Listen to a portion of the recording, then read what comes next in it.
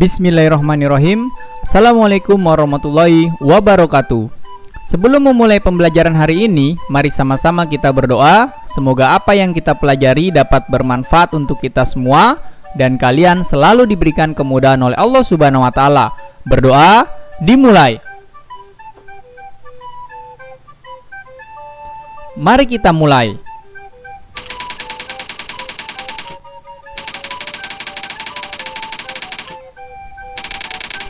Hari ini kita akan mempelajari tema 3, tokoh dan penemu, subtema pertama, penemu yang mengubah dunia, pembelajaran keempat. Yang pertama kita mempelajari muatan bahasa Indonesia tentang menyajikan informasi penting dari teks eksplanasi dalam bentuk diagram. Penyajian informasi dalam bentuk diagram akan dapat memudahkan kita untuk mengingat dan memahami informasi dari suatu teks. Perhatikan contoh berikut ini. Bacalah teks berikut dengan cermat, kemudian nanti temukan informasinya menggunakan diagram. Ini dia teksnya. James Watt lahir di Greenock, Skotlandia 19 Januari 1736 dan meninggal di Birmingham, Inggris 19 Agustus 1819 pada umur 83 tahun. Ia merupakan seorang insinyur besar dari Skotlandia, Britania Raya. Pada awalnya, ia tertarik dengan mesin uap karena memperhatikan mesin uap buatan Newcomb yang kurang efisien. Lalu ia terus melakukan beberapa percobaan dan penelitian. Ia berhasil menciptakan mesin uap pertama yang efisien. Ternyata mesin uap ini merupakan salah satu kekuatan yang mendorong terjadinya revolusi industri, khususnya di Britania dan Eropa pada umumnya. Untuk menghargai jasanya, nama belakangnya yaitu Watt digunakan sebagai nama satuan daya, misalnya daya mesin dan daya listrik. Hingga saat ini, mesin uap dapat membawa perubahan bagi kehidupan masyarakat.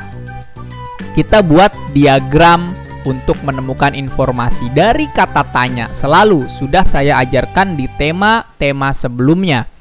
Oke, perhatikan berikut ini, nak.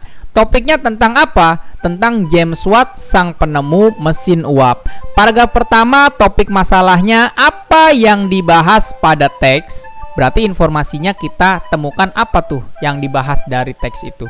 Tentang profil dari James Watt. Pahami, nak? Oke, dia lahir, dia meninggal, kemudian siapa dia ini. Paham ya, nak?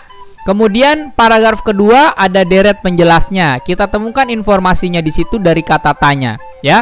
Ingat, kita menemukan informasi, bukan membuat kata tanya. Ini adalah kata tanyanya, kemudian jawabannya tadi saya jelaskan. Pahami betul-betul, nak, ya. Yang kedua, bagaimana proses James Watt berhasil menemukan atau membuat mesin uap? Bagaimana prosesnya? Dia menanyakan sebuah proses. Apa? Ya, awalnya ia tertarik dengan mesin uap nih karena telah memperhatikan buatan siapa? Newcomb, kemudian kurang efisien. Nah, kemudian dia melakukan percobaan terus, melakukan beberapa percobaan dan penelitian sehingga dia menjadi berhasil menciptakan mesin uap yang efisien. Paham, nak? Oke, itu dia tentang penjelasannya. Proses pertama kali James Watt menemukan atau berhasil menciptakan mesin uap.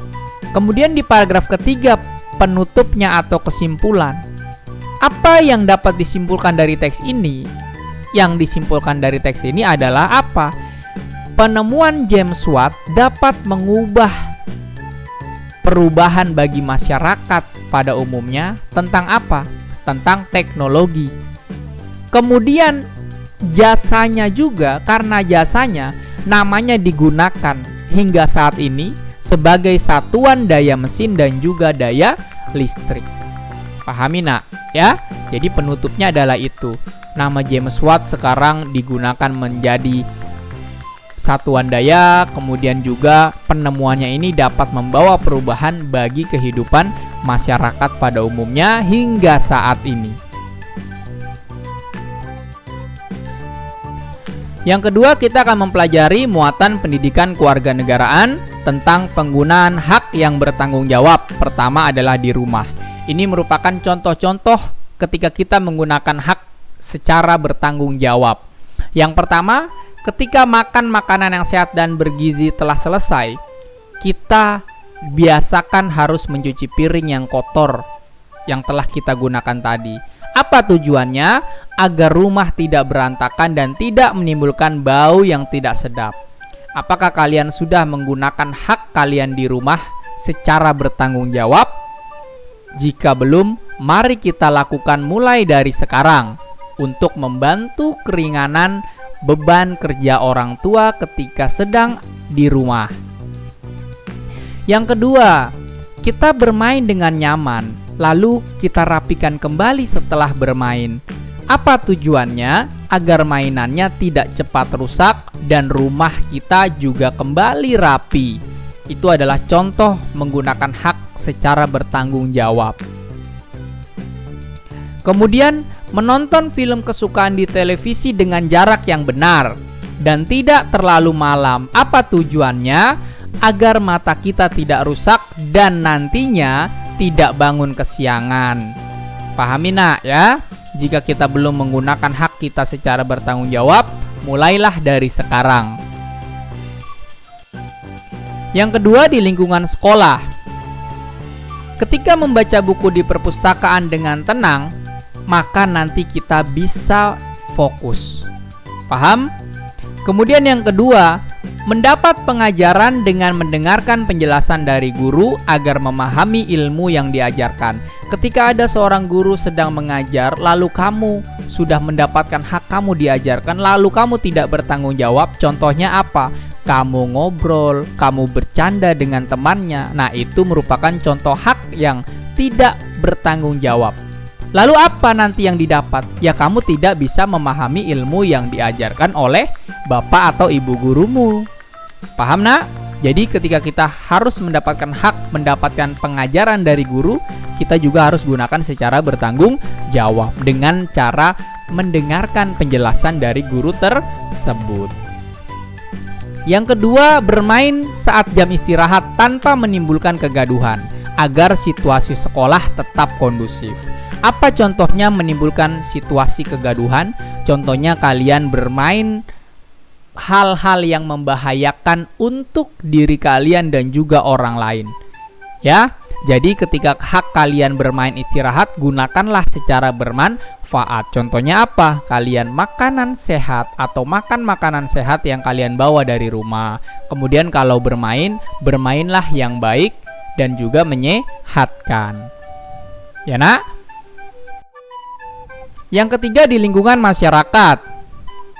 Bermain sepeda tidak di jalan raya agar selamat dan tidak celaka. Nah, ketika kalian mendapatkan hak untuk bermain di tempat umum, maka lakukanlah secara bertanggung jawab dengan tidak ngebut contohnya. Supaya apa? Supaya diri kalian juga tidak bahaya dan orang lain juga tidak celaka.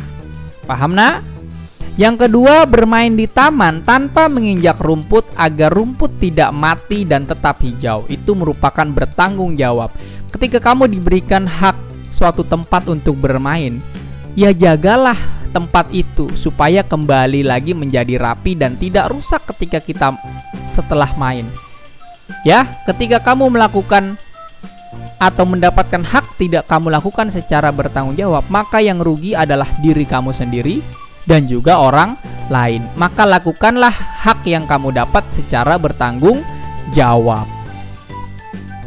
Yang ketiga, diperbolehkan ikut kerja bakti sesuai kemampuan agar pekerjaan yang dikerjakan dapat diselesaikan dengan baik. Jadi, ketika ada satu waktu kerja bakti di lingkungan rumahmu, kamu juga diperbolehkan ikut melakukan kerja bakti, tapi sesuai dengan kemampuanmu. Bantu-bantu yang bisa kamu bantu.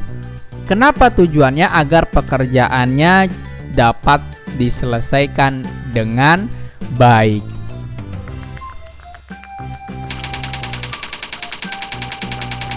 Terima kasih telah menyaksikan tayangan ini. Kurang lebihnya mohon maaf.